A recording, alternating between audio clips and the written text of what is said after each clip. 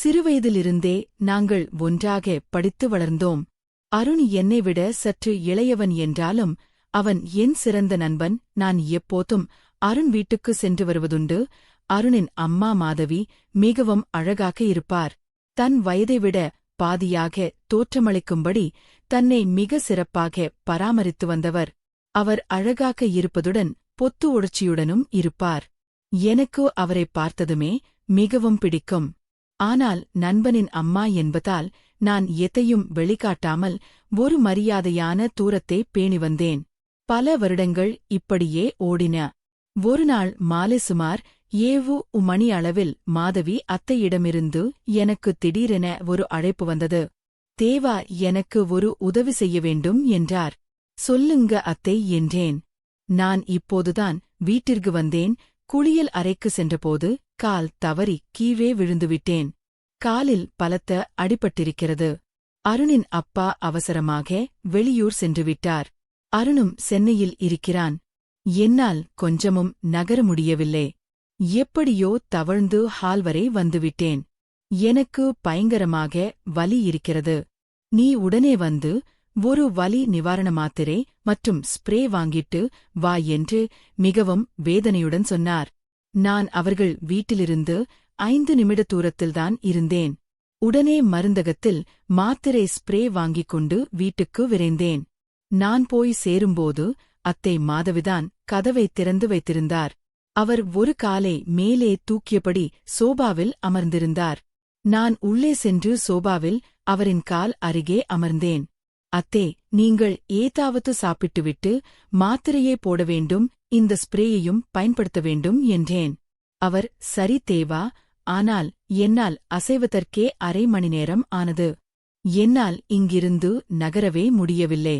இங்க யாரும் 3-4 நாட்களுக்கு வரமாட்டாங்க. நான் இப்போ என்ன செய்யப் போகிறேன் என்று கலக்கத்துடன் கேட்டார். அத்தே, நீங்கள் கவலைப்பட வேண்டாம்.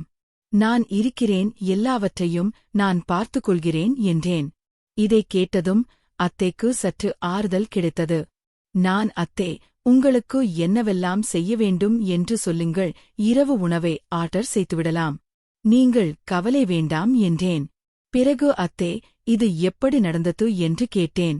அவர், நான் குளியல் அறைக்குள் போகும்போது வாசலிலேயே விழுந்துவிட்டேன். அதிலிருந்து எனக்கு இப்போதே பாத்ரூம் செல்ல வேண்டும் என்றார். கவலை வேண்டாம், நான் உங்களை கூட்டு செல்கிறேன் என்று சொல்லி அவர் காலை கீழே இறக்கி அவருக்கு ஆதரவாக கை கொடுத்து அவரை மெதுவாக எழுப்பினேன். அவர் எழுந்தவுடன் பயங்கரமாக வலித்தது போல தெரிந்தது. அவர் என் தோள் மீது கை வைத்தபோது அவருடைய உடல் என் மீது சாய்ந்தது. என் மனதில் ஒரு புதிய பொறுப்புணர்வு ஏற்பட்டது. கஷ்டப்பட்டு அவரை பாத்ரூம் வரை அழைத்து சென்றேன். பிறகு கதவை லேசாக அழைத்துவிட்டு வெளியே காத்திருந்தேன். சிறிது நேரத்துக்குப் பிறகு, தேவா, ஒரு நிமிஷம் உள்ளே வா என்று அத்தை அழைத்தார். நான் உள்ளே போனபோது அத்தை அப்படியே அமர்ந்திருந்ததை பார்த்து கவலை அடைந்தேன். சுழுக்கு காரணமாக அவரால் சரியாக எழுந்திருக்க முடியவில்லை என்பதை புரிந்து கொண்டேன். நான் உடனே அவருக்கு கை கொடுத்து உதவினேன். அத்தையின் கை மிகவும் மென்மையாக இருந்தது. என் மனம் அவரின் இக்கட்டான நிலையைக் கண்டு வருந்தியது. எப்படியாவது அவருக்கு உதவ வேண்டும் என்று நினைத்தேன். அத்தை எழுந்து மெதுவாக தன் ஆடையை சரி செய்து கொண்டார். என் மனசாட்சி என்னை ஒரு நல்ல நண்பனாக, பிள்ளையாக நடந்து கொள்ளும்படி அறிவுறுத்தியது. அத்தை என் தோள் மீது கை வைத்தார். அவரை படுக்கை அறைக்கு அழைத்து சென்று கட்டிலில் அமர வைத்தேன். வலி மாத்திரையை நான் தூங்கும்போது எடுத்துக்கொள்கிறேன். இப்போ இந்த ஸ்ப்ரேயை அடித்தால் போதும், கொஞ்சம் பரவாயில்லையா இருக்கும் என்றார் அத்தே. சரி அத்தே, நீங்கள் இன்னும் கொஞ்சம் பின்னால் நகர்ந்து படுத்துக்கொள்ளுங்கள். நான் வெளியே போகிறேன், நீங்கள் ஸ்ப்ரே அடித்துக் கொள்ளலாம் என்றேன். அத்தே பின்னால் நகர்ந்து படுத்ததும் படுக்கை அறை கதவை சாத்திவிட்டு வெளியே வந்து ஹாலில் சோபாவில் அமர்ந்தேன். 2 நிமிடங்கள் கூட ஆகியிருக்காது, அத்தை மீண்டும் என்னை கூப்பிட்டார்.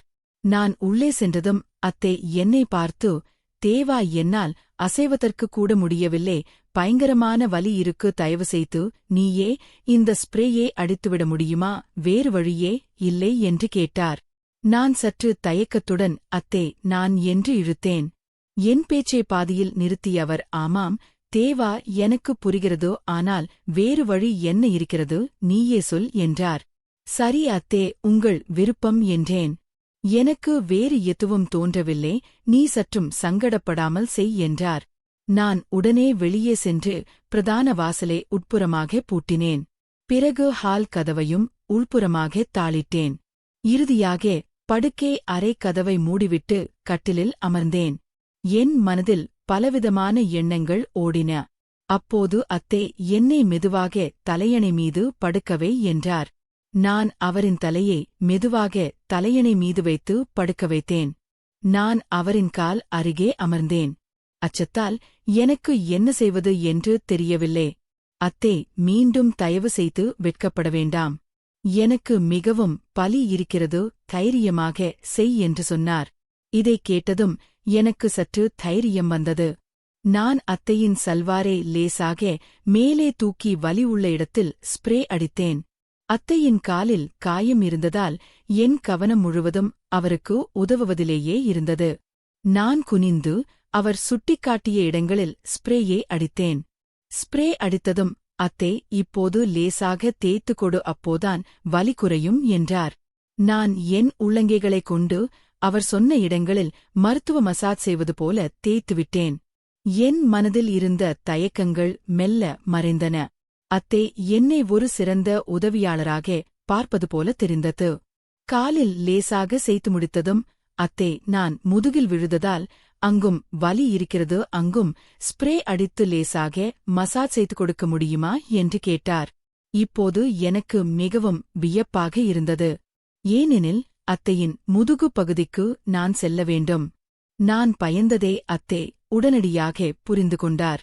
அவர், தேவா, தயவு செய்து வெட்கப்படாதே, என்னை உன் நெருங்கிய தோழியாகவோ அல்லது அம்மாவாகவோ நினைத்துக்கொள். நீ இப்போது இதை செய்யவில்லை என்றால் எனக்கு மிகவும் கஷ்டமாகிவிடும் என்றார்.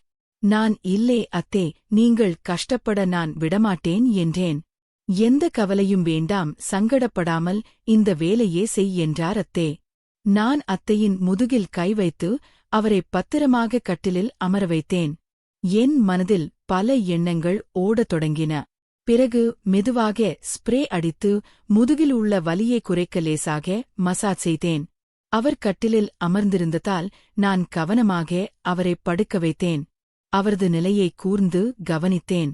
அவருக்கு மேலும் ஆறுதல் அளிப்பதற்காக அத்தை என்னிடம், தேவா, என் தோளில் கை கொடுத்து என்னை திருப்பி படுக்கவே, முதுகில் ஸ்ப்ரே அடித்து லேசாக மசாஜ் என்றார். நான் அத்தையை புரட்டி படுக்க வைத்தேன். பிறகு அவரின் இடுப்பு பகுதிக்கு அருகில் அமர்ந்தேன். அத்தை சொல்லும் இடங்களில் நான் மெதுவாக ஸ்ப்ரே அடித்தேன். நீண்ட நேரம் ஒரு குறிப்பிட்ட இடத்தில் ஸ்ப்ரேயை அடிக்க வேண்டியிருந்தது. ஸ்ப்ரே அடித்து முடித்ததும் நான் அத்தையின் முதுகில் லேசாக கை வைத்தேன். ஆனால் அந்த இடத்தில் இருந்த துணியின் காரணமாக என்னால் சரியாக மசாஜ் செய்ய முடியவில்லை. இதை கவனித்த அத்தை தானே என்னிடம், நீ துணியை சற்று விலக்கிவிட்டு எல்லா இடங்களிலும் சரியாக மசாஜ் செய், அப்போதான் வலி குறையும் என்றார். இதைக் கேட்ட எனக்குள் ஒரு புதிய தைரியம் பிறந்தது. நான் உடனே துணியை சரி செய்துவிட்டு அத்தையின் முதுகில் லேசாக கை வைத்தேன். என் கை அத்தையின் வெண்மையான தோலின் மேல் பட்டது. நான் அத்தையிடம், அத்தே, உங்களுடைய முதுகு எவ்வளவு அழகாகவும் வெண்மையாகவும் எப்படி இருக்கிறது, நீங்கள் என்ன பயன்படுத்துகிறீர்கள் என்று கேட்டேன். அவர் சிரித்துக்கொண்டே, இதுவெல்லாம் ஒன்றுமே இல்லை, நீ இன்னும் என் வாழ்க்கையின் பல பக்கங்களை பார்க்கவே இல்லை என்றார். இதைக் கேட்டதும் எனக்குள் ஆச்சரியம் ஏற்பட்டது. நான், அத்தே, நீங்கள் என்ன சொல்கிறீர்கள் என்று எனக்கு புரியவில்லையே என்றேன். அவர், நான் உனக்கு எல்லாவற்றையும் மெதுவாக கற்றுக் கொடுக்கிறேன், நீ உன் வேலையை தொடங்கு என்றார். என் மனம் இப்போது நிறைய மாற்றங்களை சந்தித்தது. ஆனால் நான் எப்படியோ கட்டுப்படுத்திக் கொண்டேன். அந்த நேரத்தில் என் கவனம் திடீரென்று அத்தையின் சோகரியத்தின் மேல் சென்றது. லேசான அசைவில் அத்தை சோகரியமாக இருப்பது தெரிந்தது. அதை பார்த்த நான் ஒரு காணம் அவரிடம் நெருங்கினேன். நான் முதுகுக்கு மசாஜ் செய்யும்போதே அவருடைய தோள்பட்டையை லேசாக தொட்டேன். 5 நிமிடங்களுக்குப் பிறகு, அத்தே, நான் திரும்பி படுத்திருக்கிறேன், என் கால்களிலும் லேசாக மசாஜ் செய் என்றார். நான் இப்போது அத்தை முழங்கால் அருகே சென்று அமர்ந்தேன். அவர் சொன்ன இடங்களில் மெதுவாக ஸ்ப்ரே அடித்தேன். பிறகு அத்தையின் அனுமதியுடன் கவனமாக என் கைகளை அசைத்து லேசாக மசாஜ் செய்தேன். எனக்கு மிகவும் வித்தியாசமான ஒரு உணர்வு ஏற்பட்டதால் அத்தையிடம் சொல்லிவிட்டு சற்று நேரம் ஓய்வு எடுக்க பாத்ரூமுக்கு சென்றேன். அங்கே சிறிது நேரம் என் உணர்வுகளை நிதானப்படுத்திக் கொண்டேன். பொறுமையே இனிமையாக இருக்கும் என்பதால் என் உணர்வுகளைக் கட்டுப்படுத்திக் கொண்டு மீண்டும் படுக்கை அறைக்கு சென்றேன். அத்தை அதே சோகரியமான நிலையில் இருந்தார். நான் அவர்களின் உதவியுடன் அவரை ஒழுங்காக அமர வைத்தேன். அத்தே, நான் இப்போ ரெஸ்ட் எடுக்கிறேன், அதுவரை நீ டின்னருக்கு ஆர்டர் செய் என்றார். நான் உணவோ ஆர்டர் செய்தேன். அத்தே என்னிடம் அவரின் அலுவல் இல்லாத சோகரியமான நைட்டி உடையே அலமாரியில் இருந்து எடுத்து தர சொன்னார். ஸ்ப்ரே அடித்து மசாஜ் செய்ததால் அவருக்கு இப்போது நல்ல ஓய்வு கிடைத்தது. நான் அத்தையே பத்திரமாக எழுப்பினேன். அப்போது அத்தை, பார் தேவா, நீ இப்போது என் நிலையை பார்த்துவிட்டாய், எனவே நீ எதற்கும் வெட்கப்பட வேண்டாம். நானே சங்கடப்படவில்லை, நீயும் சங்கடப்படக்கூடாது என்றார். அவர் ஏன் இப்படி சொல்கிறார் என்று எனக்கு புரியவில்லை. நான் அத்தையிடம் கேட்டபோது அவர் இன்னும் 2-3 நாட்களுக்கு எனக்கு உன் உதவி தொடர்ந்து தேவைப்படும், வேறு வழி இல்லை. அதனால் இப்போது தயவு செய்து என் சோகரியமான உடையை எனக்கு மாட்டிவிடு, ஏனென்றால் இரவில் அது இல்லாமல் தூங்க முடியாது என்றார். இதைக் கேட்டதும் நான் வியப்படைந்தேன். உண்மையில் நான் பின்னால் சென்று அத்தையின் ஆடையின் இணைப்பை அவிழ்க்க வேண்டியிருந்தது. ஆனால் இப்போது நான் தைரியமாக அத்தையின் முன் நின்றேன். நான் மெதுவாக என் கைகளை அத்தையின் ஆடையின் பின்புறம் செலுத்தி அவர் அணிந்திருந்த ஆடையை அவிழ்த்து அதை சரியாக மடித்து கட்டிலில் வைத்தேன். இது எனக்கு ஒரு கனவு போல தோன்றியது. அத்தை மாதவி அத்தனை சோகரியமாக எந்த சங்கடமும் இன்றி இருந்தார். நான் ஒரு கணம் அப்படியே நின்றே அவருடைய முகத்தை வைத்த கண் வாங்காமல் பார்த்தேன். அத்தைக்கும் நான் பார்ப்பது புரிந்தது, ஆனால் அவர் எதுவும் பேசவில்லை. நான் என் மனம் நிறைய அவர் அழகை பார்த்துவிட்டு பிறகு அவருடைய சோகரியமான உடையை அவருக்கு ஒழுங்காக அணிவித்தேன். அத்தே, நீங்கள் இப்போ ஓய்வு எடுங்கள், இன்னும் கொஞ்ச நேரத்தில் சாப்பாடு வந்துவிடும் என்றேன்.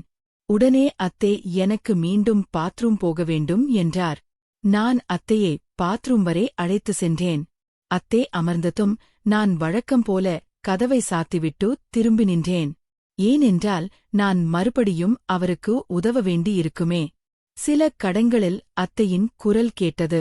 இத்தனை அருகில் ஒருவருக்கு உதவி செய்யும் வாய்ப்பு எனக்கு கிடைக்கும் என்று நான் கனவிலும் நினைத்ததில்லை. அத்தை முடித்ததும் என்னை கூப்பிட்டார். நான் அவரை எழுப்பி ஹாலில் உள்ள டைனிங் டேபிள் வரை அழைத்து வந்து அமர வைத்தேன். நாங்கள் இருவரும் சாப்பிட்டு முடித்தோம். பிறகு மீண்டும் படுக்கை அறைக்கு சென்றோம்.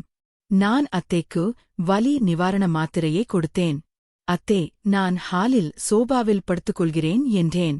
அத்தை, வேண்டாம் தேவா, நீ இங்கேயே படுத்துக்கொள், எனக்கு ஏதாவது இரவில் வலி வந்தால் நீ எப்படி உதவுவாய் என்றார். நான் சம்மதித்து அத்தையை ஒரு புறம் நகர்த்திவிட்டு படுத்தேன். ஆனால் அசௌகரியமாக இருந்ததால் எனக்கு தூக்கம் வரவில்லை. என்ன ஆச்சு என்று அத்தை கேட்டார். நான் என் தயக்கத்தை சொன்னேன். அத்தே, நான் கம்பளியுடன் படுத்தால் மட்டுமே எனக்கு சோகரியமாக தூக்கம் வரும் என்றேன். அத்தை சிரித்தபடி, அதில் என்ன இருக்கிறது, நீ இங்கேயும் அதையே போட்டுக்கொண்டு சோகரியமாக தூங்கு என்றார். எனக்கு மிகவும் சந்தோஷமாக இருந்தது. நான் என் உடைகளை மடித்து வைத்துவிட்டு கம்பளி மட்டும் அணிந்து அவர் அருகில் படுத்தேன். களைப்பு காரணமாக படுத்ததுமே நான் தூங்கிவிட்டேன். சிறிது நேரம் கழித்து அத்தை என்னை தட்டி எழுப்பினார். அவருக்கு மீண்டும் உதவி தேவைப்பட்டது.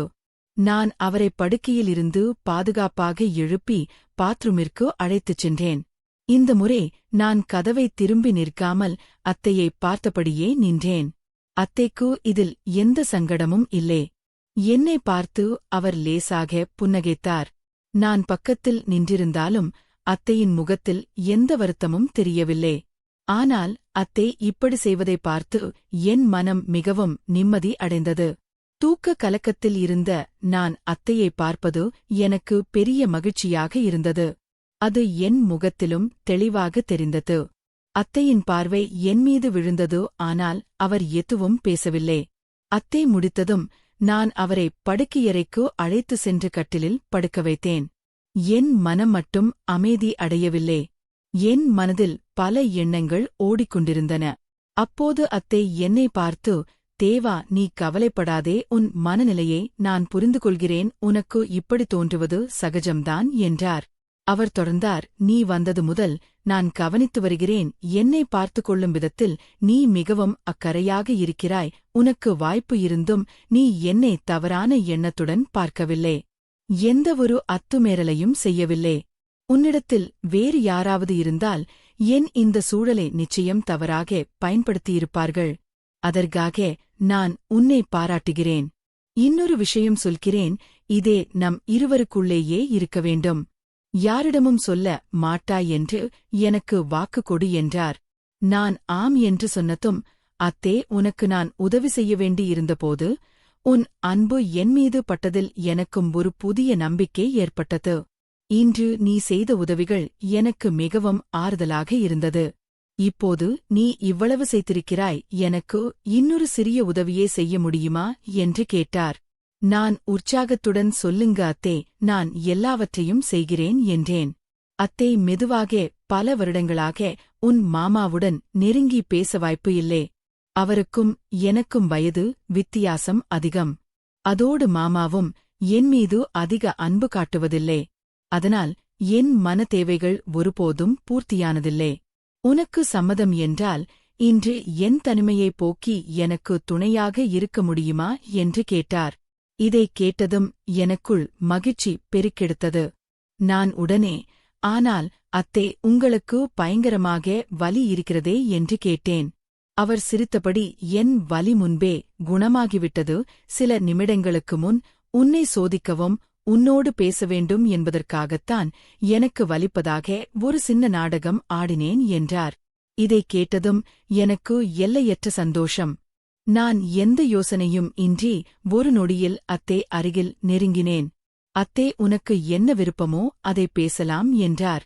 நான் அத்தே அருகில் அமர்ந்தேன். முதலில் அத்தையை என் அருகில் அணைத்துக் கொண்டேன்.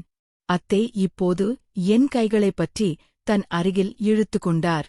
அவர் அணிந்திருந்த உடையை நான் மெதுவாக சரி செய்தேன். இத்தனை வயதாகியும் அத்தையின் குணமும் அழகும் ஒரு இளம்பெண்ணை போல இருந்தது. அத்தையின் அன்பான பேச்சும் அழகிய கண்களும் என்னை ஈர்த்தன. நான் அவரோடு நெருங்கி அமர்ந்து பேசத் தொடங்கினேன். மாமா அன்பு காட்டாததால் அத்தையின் உள்ளம் எவ்வளவு இயங்கியிருக்கிறது என்பதை நான் புரிந்து கொண்டேன். அத்தை இப்போது மகிழ்ச்சியில் பலமாக சிரித்துக் கொண்டிருந்தார். 10 நிமிடங்கள் கழித்து அத்தை தன் எல்லா வேதனைகளையும் மறந்தார். பிறகு அத்தை என்னை தன் அருகில் படுக்க வைத்தார். என்னை பார்த்தபடியே அத்தை நீண்ட நேரம் அமர்ந்திருந்தார். அத்தை என் இரு கைகளையும் தன் கைகளுக்குள் எடுத்துக்கொண்டார். எனக்கு இந்த அழகான தருணத்தை அனுபவிக்க ஆசை. ஆனால் அத்தையிடம் அதை எப்படி தொடர்வது என்று எனக்கு தெரியவில்லை. அவர் வயதில் மூத்தவர் என்பதால் எனக்கு ஒரு மரியாதை கலந்த பயம் இருந்தது. என் மனதில் ஏதோ ஓடுகிறது என்று அத்தை புரிந்து கொண்டார். என்ன ஆச்சு தேவா, என்னை யோசிக்கிறாய், உனக்கு மகிழ்ச்சி இல்லையா என்று கேட்டார். நான் இல்லை அத்தை, எனக்கு ரொம்பவே சந்தோஷமாய் இருக்கு என்றேன். ஆனால் அத்தை வெட்கப்படாதே, தைரியமாக பேசு என்றார். நான் அத்தை, எனக்கு உங்களுடன் இந்த அழகான நேரத்தை என்றும் தொடர ஆசையாக இருக்கிறது என்றேன். அத்தை பொன்ன கேட்டு, நாம் இருவரும் இனி எப்போதும் ஒருவருக்கொருவர் துணையாக இருப்போம் என்றார். அவர் தன் கூந்தலை சரிசெய்து கட்டிக்கொண்டார். கதவை தாளிட்டுவிட்டு என் அருகில் வந்து அமர்ந்தார். அத்தை என்னை கட்டி அணைத்து தன் அன்பை வெளிப்படுத்தத் தொடங்கினார். நீண்ட நேரமாக நாங்கள் பேசிக்கொண்டே இருந்தோம். அத்தை எழுந்து, உனக்கு ஒரு சர்ப்ரைஸ் இருக்கு என்றார். இப்போது என்ன என்று கேட்டேன். அத்தை தன் அழகிய உடையில் என் முன் நின்று புன்னகைத்தார். அவரின் இந்த அன்பான முகம் கண்டு நான் வியந்து போனேன். அறையில் இருந்த மங்கலான வெளிச்சத்தில் அவர் மட்டும் பிரகாசமாக காணப்பட்டார். நான் இதுவரை நினைத்து மட்டுமே பார்த்தேன். ஆனால் இன்று அவர் என் முன் அந்த நிலையில் என் அன்பிற்கு பாத்திரமாக நின்றிருந்தார். நான் அத்தே, நீங்கள் எவ்வளவோ அழகாக இருக்கிறீர்கள் என்றேன். என் உணர்வுகள் பெருகின. அத்தே, இனி நம் வாழ்வில் தனிமை இல்லை என்றார். நான் அவரை மெத்தையில் படுக்க வைத்து அவரின் அழகை ரசித்தேன். அத்தே, அடட்டா, இப்போ நம்முடைய இந்த புதிய வாழ்க்கையை ஆரம்பிப்போமா? ஏன் இவ்வளவு தாமதம் என்று கேட்டார். நான் என் அன்பை அவருடைய வாழ்க்கையின் துணையாக ஆக்கினேன். அந்த அழகான தருணத்தை அனுபவிக்க ஆரம்பித்தேன். சில நிமிடங்களில் அத்தே தன் வாழ்க்கையின் கசப்புகளை மறந்தார். அத்தைக்கு நீண்ட நாட்களுக்குப் பிறகு இந்த உண்மையான பாசமும் சுகமும் கிடைத்தது. நானும் அவருக்கு முழு துணையாக இருந்தேன். நாங்கள் அந்த தருணத்தில் முழுவதுமாக மூழ்கிப் போனோம். ஒருவருக்கொருவர் இன்பம் அழுத்துக் கொண்டிருந்தோம். அத்தையின் உற்சாகம் மேலும் அதிகரித்தது. அவரின் முகத்தில் ஒரு முழுமையான திருப்தி தெரிந்தது. அத்தை மிகவும் மகிழ்ச்சியாக காணப்பட்டார். அவரின் முக பாவம் மாறிக்கொண்டே வந்தது. மெதுவாக அவரின் பிடி வலுவடைந்து அவர் என் மார்பில் சாய்ந்து அமைதியானார். நான் அங்கே முழுமையான கட்டுப்பாட்டை எடுத்து அவருக்கு மிகுந்த நிம்மதியை கொடுத்தேன். சிறிது நேரத்தில் எனக்கு சொர்க்கத்தில் இருப்பது போல தோன்றியது. அந்த நெருக்கம் அதிகமான போது நான் என்னை இழந்தேன். அவருடைய வாழ்க்கையில் ஆனந்தத்தின் வண்ணங்களை தெளித்தேன். தலை ஒருவிதமாக லேசாக இருந்தது. மன அழுத்தம் எல்லாம் நீங்கி ஒருவிதமான திருப்தியும் இன்பமும் இருந்தது. தையின் முகத்தில் எல்லையற்ற மகிழ்ச்சியும் ஆனந்தமும் தெரிந்தது. அவர் அமைதியாக சிரித்துக் கொண்டிருந்தார். அவர் என் தலைமுடியை அன்புடன் தடவி கொடுத்தார். உண்மையில் தேவா, இன்றைய வாழ்க்கையில் மிக அற்புதமான நிம்மதியை கொடுத்திருக்கிறாய். இப்படிப்பட்ட இன்பமும் திருப்தியும் எனக்கு இதுவரை கிடைத்ததில்லை.